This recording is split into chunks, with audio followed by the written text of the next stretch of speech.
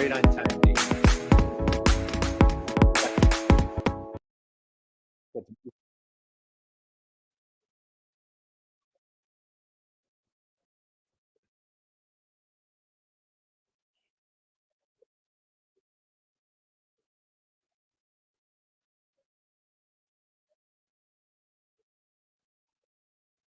Damon, love you, brother. So thank you for everything. Guys, Damon Pastulka live coming at us from Seattle, founder of Exit Your Way. So Kurt Anderson here, guys. Man, I've been looking forward to this for months. This is a blockbuster. I know every week is a great week. Boy, this is a special one. Our dear friend, and I'm going to say this correctly, Tracy Buelow. How's that? Tracy, welcome to the program. Happy Friday. Thank you. I love the energy. This is awesome for a Friday. Love it. Great way to end the week. We just absolutely love being here. So Tracy, we have a ton to unpack. So guys, I want to do a quick little intro on our friend Tracy, and I'm dropping her LinkedIn profile right in the chat box. Guys, as always, every week, let's connect. If we were in person, we'd be handing out business cards.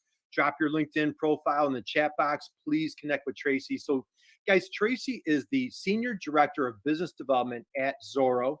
And for all of us in this B2B world, boy, you know Zoro. What an amazing, incredible manufacturing e-commerce success story that Zoro is. Now, Tracy, let's talk about you for a minute. It's all about Tracy today, right? So you have an amazing, incredible background, not only Fortune 500, you have a wealth of Fortune 100 experience, 12-year veteran from Kimberly-Clark. You've managed a $115 million contract center with Manpower. So talk a little bit about, coming out of college and how your path of into marketing and how you kind of shifted into industrial. Sure.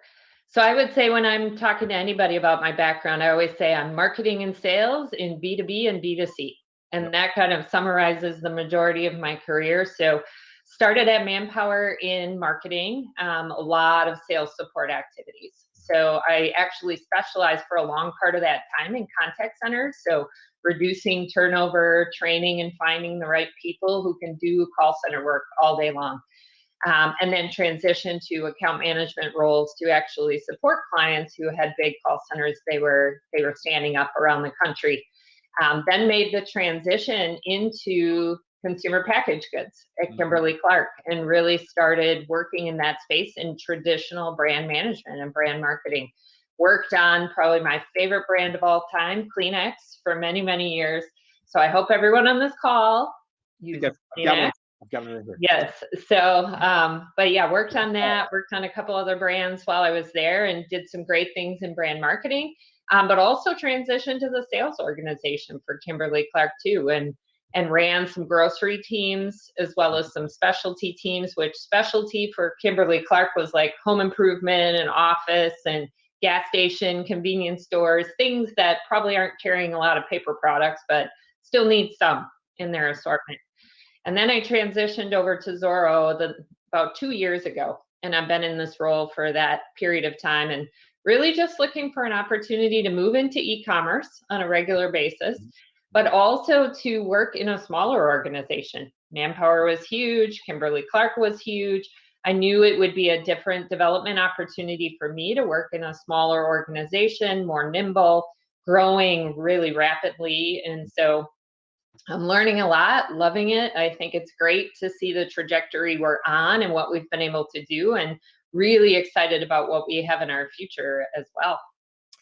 That is awesome. And so, so our Friday show is very strong Wisconsin bound. We have our friend Aaron, we have Chris Harrington, we have a lot of Kevin, a lot of folks pop into our program. Yeah, a lot of Wisconsin love here. So guys, when the program's done, we have a lot of connections for you, Tracy.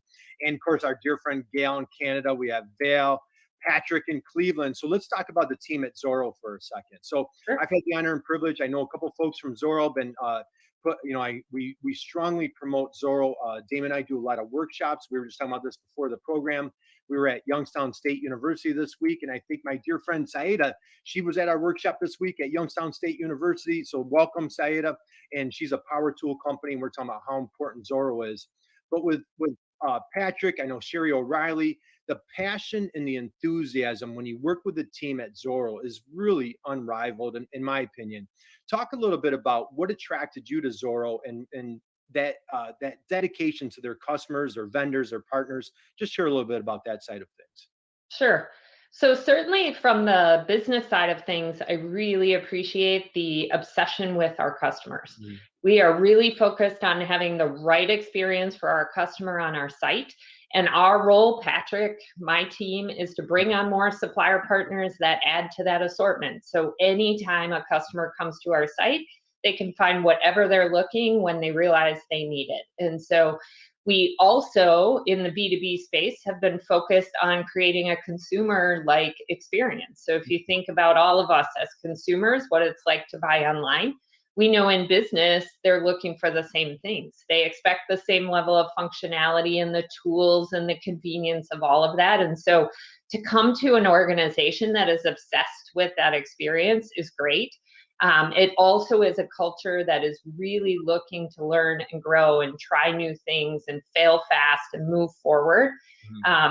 Certainly the growth allows us to do that, but we talk about like trying and learning and failing quickly a lot in our organization and being curious. And so we are exploring what our customers are looking for. We're exploring what we need to do internally with our processes, and all with the goal of just driving that opportunity for our customers to get what they need when they need it. And it just shows with your success. Again, if correct me if I have this incorrect. 2011, Zoro got the party started, and I think it was about 20 employees or so, and just started small, lean, nimble, and now it is just exploded. I know when I met Sherry O'Reilly several years ago, and when the way she talks about the Zoro story, it's like she's the owner. Like she just has Mhm. such pride and respect and admiration, and it's just I'm gonna say it's rare, but it was just so refreshing to hear that from the team. And I know Patrick's the same way. You're the same way. Talk a little bit about that 10-year explosive growth at Zoro. Sure. How'd you guys do it? Like how it's such an anomaly, really. Sure. Well, so if folks aren't familiar, we're actually a subsidiary of Grainger. Yep. So the whole idea kind of generated from the fact that we knew there was a market out there for particularly small and medium-sized businesses. Mhm. They're very fragmented. They don't have the scale to be able to have an interaction with, say, a Grainger or some of the bigger distributors out there. They're just not big enough to get that kind of service, call it. And so they wanted something very simple. They still valued a simple, good price, good Mhm. fulfillment, all the same things that everybody wants, but they wanted in a much more simple transaction. And a lot of the folks that we work with are, say, contractors, or they run their own business and they're the person buying the products, they're the person using the products, they're the person doing the work, paying the bills, doing all of the things. And so they needed something a little bit different than a more traditional distributor relationship would provide. And so for us, it's really about providing that experience to them and giving them those opportunities to still get a good price and a good fulfillment experience, but in a much simpler way.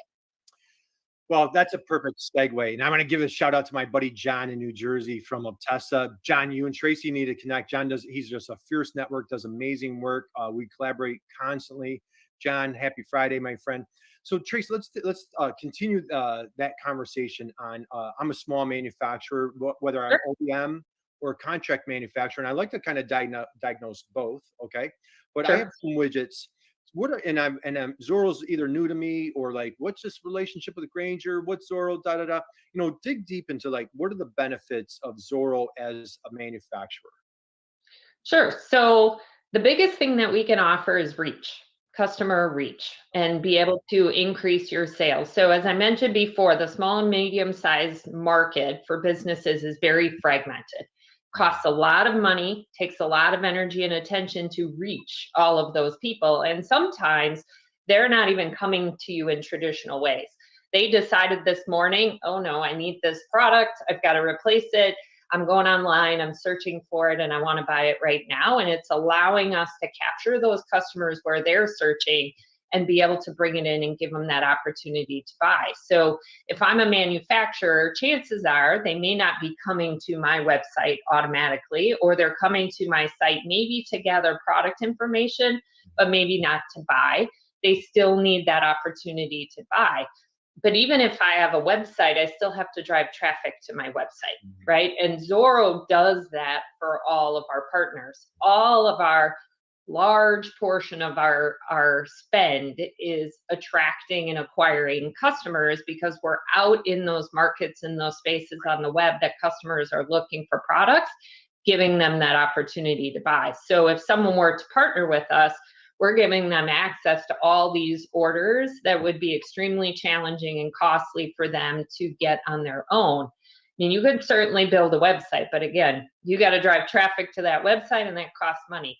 That also costs expertise and resources internally to be able to stay up with the dynamics in that marketplace and what it takes then to grab those customers. No, that's perfect. Go ahead, Dave. Yeah. Sure.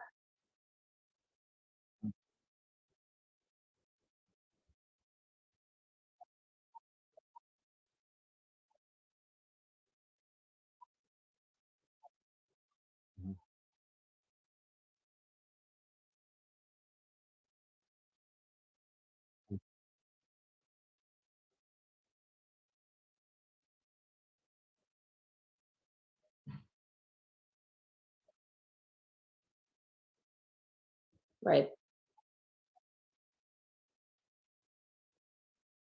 100%. And scale matters. Scale matters, especially in e-commerce, because there are only going to be a few key players that people know to go to.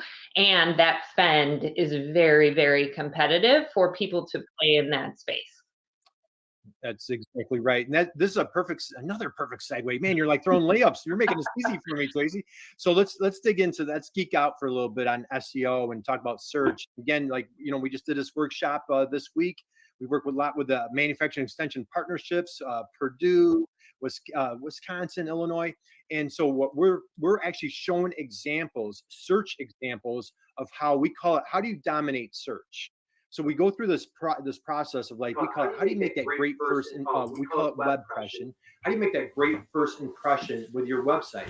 Well, by partnering with Zoro, that has the multi-million-dollar marketing budget, you are making that great first web impression. When we want to get there and attack search, like, you don't need, as Zoro, you don't need to be the widget expert. You allow the manufacturer to be the widget expert and make what they do best.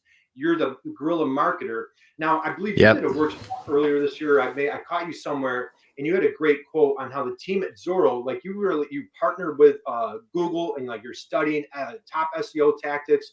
Talk a little bit about how you attack those keywords from an SEO standpoint and from pay-per-click to help your clients, your products, the manufacturers come up in search. Sure. Yeah, absolutely. So there are a couple key elements of search, right? You guys have probably already talked about it. There's PLA, or product listing ads, right? There's text ads, there's organic search ads. PLA is the top rung of, if I have an image of a product, if I'm out there searching for it, I'm going to see that image pop up. I'm going to be able to click on it, and I'm going to go to a site and buy. And that, if you can get into that space, that is where I would say the majority of traffic starts to go, because it gives you that opportunity to buy, no matter how general your search has been all along. And so we spend a lot of our time and energy understanding that space. But with that, we understand the profile of a customer. And we know what we look for, where the return is strongest, who tends to buy what. And so we're spending in that PLA space according to what we understand our profile of customers to be and where the value actually is. And we can avoid spending in areas where the return is not that strong. And then what you start to have is this data loop of, we've got a lot of information, we're feeding it back into the system, which is helping us bid more effectively, which is giving us sales and feeding data, and it's kind of creating this circular motion that, again, unfortunately, is very hard for somebody else to come into the market and start to create that exact same loop. And so we're just getting really smart about where we spend, because we know you can spend tons of money and be everywhere all the time, but probably going to go broke doing it. This is the opportunity to say, where are the types of customers we find the most valuable? What's their profile, and how do we nab them when they're out there, and we can tell from their profile they're the right player. Yeah, and what I love is, like, I don't know if you agree with this. Zoro is almost like a little search engine, not little, a large search engine itself for industrial products. And again, I'm sorry to keep bringing this up with our workshops. Like, I have slides showing, hey, you do a search within Zoro. We have clients that are coming up top position within Zoro. We show like how when you Google products on Google, you're not only going to see Zoro in the text, either SEO or like you said, in the Google shopping ads, and and images. So I'm like, Zoro's coming up multiple times for these products, promoting these customers, their products. Talk a little bit about, see, again, we target manufacturers. You have some folks that are distributors. Is there a difference? Like, are you targeting more manufacturers, more distributors? Share a little bit about that aspect. Sure. So we actually work with both, is the first answer. But here's what I would tell you. Our model is third-party fulfillment, right? So all of our partners fulfill orders on our behalf, which means anybody we work with has to have solid dropship capability. Yep. In some cases, manufacturers, that's not their focus. They don't want to be drop shipping small orders. They want to be able to ship pallets of product to a distributor partner. And so we've found success with distributors on more occasions because of that drop ship capability. But that doesn't mean that we don't also partner with manufacturers who have that drop ship capability. Where it's also been really unique is we've done both on a single brand. So if you take a big supplier, I always use 3M as an example, right? They're a huge brand everybody knows. Well, 3M may want to drop ship several products on their own where they can be efficient. But they have a huge portfolio that they don't want to drop ship. And so then they have all of these distributor partners that help them get those products out into the marketplace. Well, we may work with 3M and one of their distributor partners so we can get the broadest portfolio on Zoro. And we've got the combined attention and support of both parties to provide content and good brand information and to help support the brand that's out there so that we have the best information online and we get it basically from both parties. So we're open to either. It really just comes down to who can fulfill the model we've created in the best possible way. And it is a core competency of theirs versus someone trying to do that and trying to do all the things that they'd rather be spending their time on. And you make a great point. A lot of people, you're really good at making that product. But when you do that foray into, okay, I'm going to start trying to market, drive traffic to our website and a lot of other stuff, there's just, and incorporate things like, now I want to be drop shipping. I want to be doing there's just a lot to learn when you're moving into a platform for the first time. And if you can focus on just doing that and getting good with someone like Zoro, and we've done this with clients over time, both bigger clients, that Zoro is another channel. That's great because there's really not competition between the two, honestly. They're little teeny baby bit, but then you can go the other way too. You can start out and get really good with everything inside and fulfilling and doing the things you can inside your company. And then maybe it's time to start a little bit, trying out some other things to make a more broader portfolio of customers. But the Zoro is such a key component for this B2B market. And you guys focus in on that customer. When you look at any other platform, there's really not a platform that focuses in like you guys do, which is so cool. Thank you. Well, I mean, it's just the way it is, right? It's the way it is. Because if I am in the industrial space and I'm going to go look for something online, I don't go to Amazon. Amazon's got more consumer products, right? Yeah, there may be some stuff, but this is not where it originated from, where it came from. And then you talk about what Grainger had to offer already, and then add the other partners you're bringing in. You just that is the place to go. Yeah, for sure. And I think, Tracy, you made some great points. So again, say a couple of things for folks that are on Amazon and they're in the B2B space or industrial, and they're like, gee, should I consider Zoro? One of the common complaints that you hear with Amazon is you don't have access to customer information. With the drop ship model, Zoro allows you, don't own that customer relationship, but you know who the customer is. It's transparent, so on and so forth. The other nice thing is Zoro almost plays like a little fractional marketing firm. And again, I don't use the word little, but, so common question. I was just asked this week, hey, should I do an e-commerce store? I'm starting from scratch, or do you recommend the marketplaces? Well, depending on budget, and again, I'm, everybody on here knows how pro e-commerce I am. But if you're just starting out and you're like, man, I'm just not sure, I want to kick the tires. I know Dan Bigger, Dan Bigger landed this new great job. He's like showing pictures from the beach all the time. Dan, we're jealous. But they just plunge into e-commerce. You could tip your toe, very low risk, hand the product over to Zoro. Now you have a presence online, and you're just trying to get your feet wet in this e-commerce world. Trace, and I know the great thing is you've said it multiple times. You're obsessed with the customer. I know from my experience personally, you make it so easy to help those vendors, those supplier partners get their product online, how to optimize. Talk a little bit about what are those beginning stages, like that onboarding process for your vendor partners. Sure. So obviously we have ways that we operate, so we have to kind of work through those core elements, but we do partner or request that most of our partners are integrated via EDI or some form of EDI transmission, right? You hope that you have so many orders that you don't want this manual process to stay on top of those orders. You want them to electronically flow. But the biggest piece, I would say, honestly starts to come down to content. The more information you have about the products you're listing online, the easier it is for the customers to navigate to the exact right product they're looking for. And we have folks that come to our site and they know the exact brand and part number. Super easy for them to come online, but there's a whole lot of them who are trying to explore. They kind of know what they're looking for, but not quite exactly, and they want to be able to navigate. The more attribute and product information, the better off you are. And so a lot of what we focus on with our supplier partners is that content element. We need some baseline information just to transact. You need all that core regulatory, UPC, quantity, unit of measure, all of those things. But then as you start getting into more critical attribute information, it makes it easier to share those products in marketing materials. It makes it easier to navigate on the site.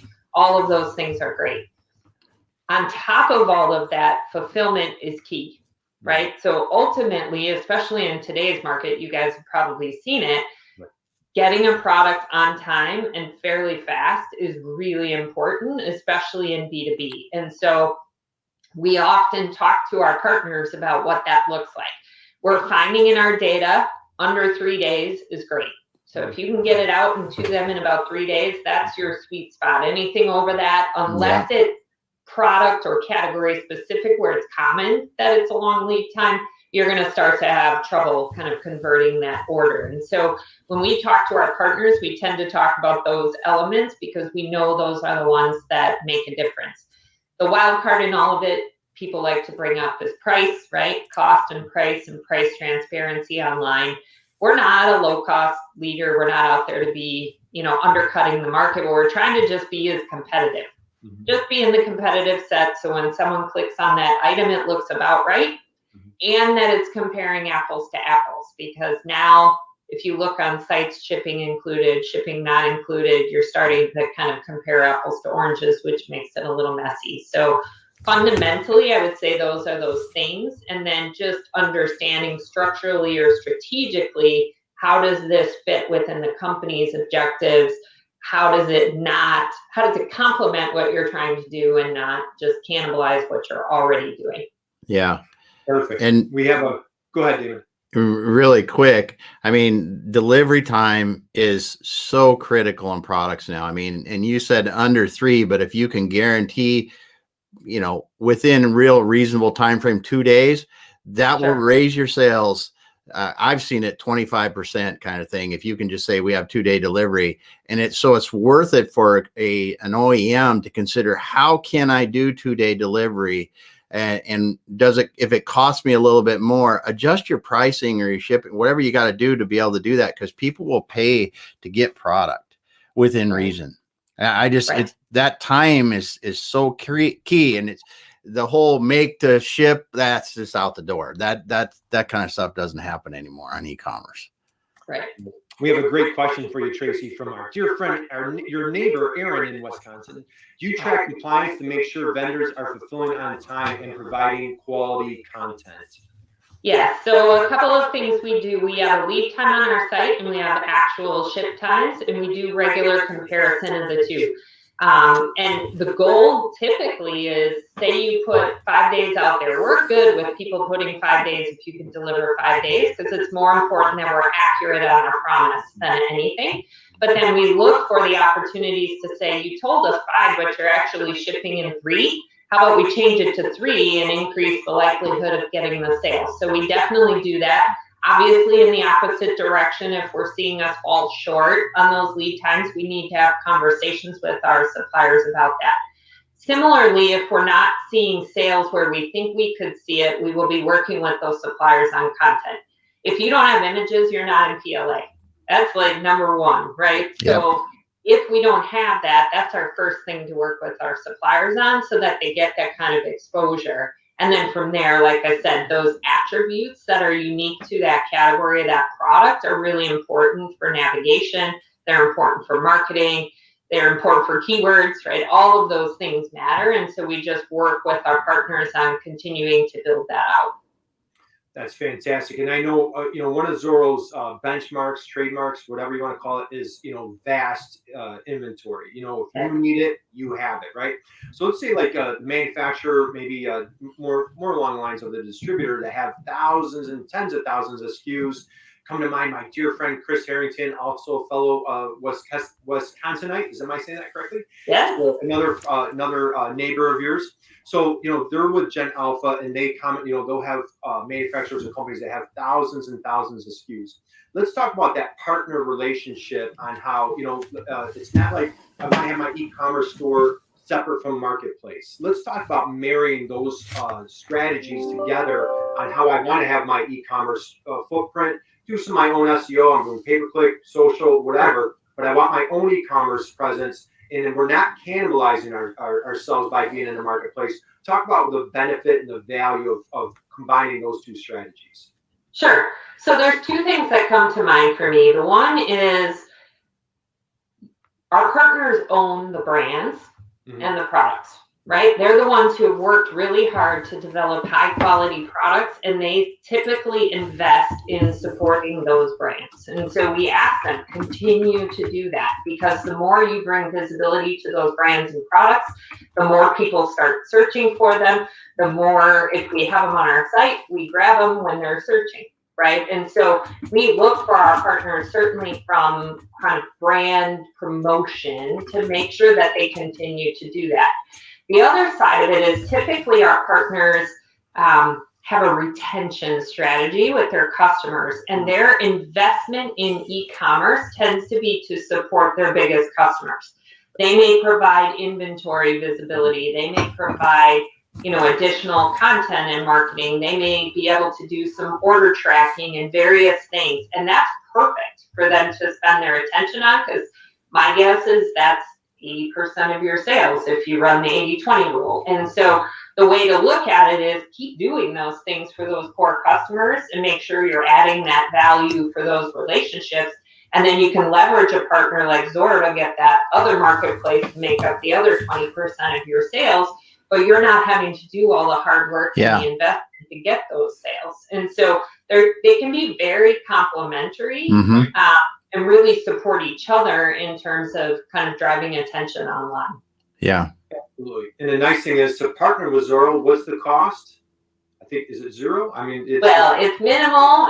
Yeah. It's driven on the sales, right? We're a distributor. That's how we view ourselves. So it's very similar to any distributor. You give us the cost, we're going to put a price out there, and the margin is in between. It's a markup of, whatever we think. But remember what I said about being market competitive is what's important. Right. We're going to work with our partners if we feel like that structure doesn't allow for us to be competitive, because if we're not generating sales, which isn't good for either of us. Yeah. Yeah. And like you were saying, that Zoro being the source for your 20% is a really nice way to explain it, because if you try to support that 20% through your traditional business channels, it takes so much resources for that 20%, where, as you said, the complementary part of it is really cool, because the masses of customers through Zoro makes it much easier than trying to do that internally. Right. And what that does then is build scale and buying power and all of those things within that supplier partner, right? So now I have 20% more sales that allows me to go negotiate with my vendors as well, without having all that extra attention and cost. Yeah. Yeah, and what we like to preach is, what Zoro does is it brings a little street cred, so again, for a small custom manufacturer, say 20, 30 employees, again, they're the best kept secret. We're trying to help them stop being the best kept secret. Yep. But, if somebody does a search and say there's Zoro and then ABC manufacturer, and they're like, you know what? It's like, it's like if you're traveling, geez, do I go to the recognized franchise, or do I try the local, restaurant? A lot of times you find those hidden gems going to the local, but boy, we've been traveling, I'm tired, kids are yelling and screaming. Let's just go to whatever franchise we all know, right? So, it's the same type of concept of that street cred, where when somebody does a search for a particular power tool or whatever that item is, and they're like, well, I see ABC, manufacturer, but I see Zoro. And I'm comfortable with Zoro as a, I shop as a consumer, I'm shopping as in my workplace as a B2B buyer. So again, you're helping from the search standpoint, you're helping from a pricing standpoint, content standpoint, all of the above. Do you offer, what type of guidance, like Chris asked, or was it Aaron asked a great question about the content. Do you provide any next steps, or like for folks that are brand new to this content world or the SEO world? Do you guys kind of help hold their hand on like what this whole keyword thing is like? How does that work? So we don't get into the specifics with our supplier partner around kind of SEO space. What we do is work with them on, here is our list of attributes and information that we would love to have from you. And the more of that information we have, the more we can do with it on the marketing side. And so, you focus on the typical things that people would expect, the UPC and good titles and images and those things. The attributes is where it gets really, really interesting. The more information you have, the more that you can tie families of products together, the better. So that's actually a really unique thing when you're doing a website.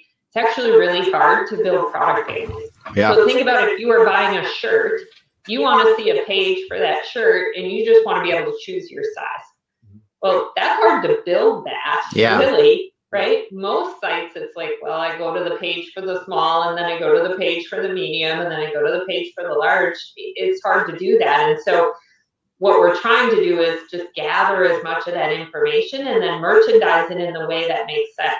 What also makes us really unique is that when you have an endless aisle model, different categories should be merchandised in different ways. And a lot of sites that are out there, it's kind of one way of doing it all. And we've been working and still have ways to go and continue to grow and improve in this area. But we're looking at ways to merchandise certain products a certain way because we know that's how people buy. But it may not look the same as this item over here that needs to be merchandised differently as well. And so that complexity can get really interesting if you're trying to look at your product offering. It is a key difference, though, with your platform. It is a key difference if people don't understand this, as most platforms are one size fits all. Every listing's going to look the same, and you're just going to, marry your product to that listing rather than your product to an appropriate listing for your category. Right. Yeah. And I love what you're saying, Tracy. And again, it's almost like your fractional marketing department. Like you're doing research, you're digging deep into the SEO, you're digging deep into, the whole product listings, what color button to have, checkout, you're handling the credit card processing. Again, there's just so much that you're handling you're just making it so easy. At our workshops, we talk about KISS, man, keep it super, super simple. And again, that's how, and I'm speaking as a customer myself to Zoro. I feel Zoro does an incredible job of keeping it simple. And again, let's face it, in the B2B space, a lot of us are digital immigrants. We're a little, more seasoned, I'll say. I won't call us older. We're on the more seasoned side. And you make it much easier for the folks in that space to create that online presence. Now, I saw, man, it's already working. I know. Trace, it's like, man, Look at the time. Okay, right. Exciting stuff. This is juicy, man. Guys, this is so good. So Tracy, I saw a quote from you, and I know this is common to a lot of folks, but you, again, I saw a quote from you earlier. You're talking about like how e-commerce just really sped up about 10 years and 90 days through COVID. And I know we all agree with that. Now, hopefully, we were talking before, Tracy, man, our prayers go with you. She's going to become an empty nester here soon. So next week, her kids are heading off to college. We wish her kids great success. But as we're hopefully coming safely out of COVID, I know we're not sure, but let's say if we're coming safely out of COVID, what do you see now? Any trends, or what are you telling clients, customers, manufacturers? What are you seeing moving forward at the end of last quarter of 2021 and into 2022? Yeah, so interesting question. That quote that you've heard is a McKinsey chart that's been floating around for a long time about the adoption of e-commerce and how it is really sped up in the B2B space. And so what I would probably say just in general is people are much more comfortable buying products online. Yep. You were doing it as a consumer. You were doing it with probably products you would have never bought online prior to COVID. And now all of a sudden you're comfortable. Think groceries and all those things. The same thing has happened in B2B. What people have found is that really technical product that I thought there was no way I could just go buy online, I had to do it, and it was fine. And so now I'm comfortable going back and doing it again, right? And so you just see this broader willingness to consider items that you wouldn't have before. You've taken a look at your operations and how you run and figure this e-commerce model into it. I still think every forum for buying will still exist, but they will have very specific purposes associated. The example I always give is like building products. You're not going to lose the building product branches. Maybe you won't have as many around the US at some point. But there are still going to be people who need the same day item, and they're going to go and get it. And that's going to exist. And there's going to be product lines that are very variable, like lumber, that just e-commerce would be really hard to do. But then you're going to start to think, well, these things I can pre-plan for and get it in a few days. I'll just place that order when I remember on the spot, and I'll get that shipped to me. And so you'll see this where people are buying in all different channels. Yeah. And you just want to capture as much of that as possible, right? So I think you're just going to continue to see that. You're going to see this willingness to buy certain products online that you never thought before. And to be honest, what we're grateful at with Zoro is endless assortment matters. We know we can satisfy more of those customer needs in one place. And so we're going to continue to build that out. And that's what customers want as well, is an easy way to buy more of their items than have to go to this site and this site and this site and this spot. And especially in the B2B space, because if you make it easy for me to go in, I'm buying all this stuff this month, say, or this week, I can come back and place another order for it next month. And it's super easy. The second time is even easier. Correct. So and in some cases, it's a purchasing manager who doesn't actually know the product. Yep. They just got a note from somebody that said, go get this because I need it. Yep. And they have to go search it out. And we just made their job that much easier. What they care about is fast and good price. And so they look good internally. Yeah. And so they're all going to be looking for these ways to do this more often. Well, and then from the company standpoint there too, they can consolidate purchases. There's one place you're buying from and make it easier to keep that. It just so much sense in it. Yeah. Sure. And that's what we preach. Make it as easy as humanly possible to do business with you. And again, think about like those government employees, GSA accounts, where maybe, they're set up with Zoro. And like for you have to go through hoops to as a small little manufacturer, maybe there's a lot of barriers where Zoro can just partner with you and make life so much easier for you. Again, Trace, I don't want to keep you because I want to get everybody back to the tables. Our dear friend Erin, she asked a great question. I'm sorry if I missed this. Do you vet your partners? So yes, we do on a lot of those things that I was talking about, though. So can you fulfill on a consistent basis? What are the products that you offer? Is it complementary to what we already have, or is it duplicative to what we already have? Does it fit the B2B small business customer, right? We definitely want to look at those things, because if we're all going to put in the effort, we want to make sure the products are going to sell. But it really is more about that performance, and can you consistently do what we need to have a good fulfillment experience for the customer. Absolutely. This is good, Trace. This is awesome. So guys, let's what we're gonna do is we're gonna wind down, we're gonna wrap up. Trace, any let me drop your LinkedIn profile in there again. Guys, please connect with Tracy on LinkedIn. Check out Zoro. My dear friend Patrick Lavell's on the program. He's on the team at Zoro. So man, I have so many more things that we could go on and talk about, but I know we need to wrap up. Tracy, I want to give a huge thank you to you. I know you're super busy. We have a hard stop at the bottom of the hour, so I'll get back to the tables. I'd love for you guys to stick around and chat with Tracy. Tracy, thank you. We wish you the best of luck to your boys. Great success. I know you're a wonderful mom. Best of luck to your 2 boys at college. And Damon, my brother, have an awesome weekend. Let's guys, go out there and crush it this week, man. Just go out and crush it next week. We have Gail coming on the program next week. Super exciting things going on here. Connect with Zoro. Check out the product on Zoro. Damon, take it away, dude. I'm out of breath. All right. Thanks, Kurt. Thanks, Tracy. This awesome discussion. If you can't tell, this gets Kurt and I fired up every week that we can talk about manufacturing and e-commerce in the same sentence, and it's always good. And learning how Zoro helps its partners accelerate their e-commerce sales it was a great topic today. So thank you. Thanks everyone that listened on LinkedIn Live. We're going to shut down there and go back to the tables.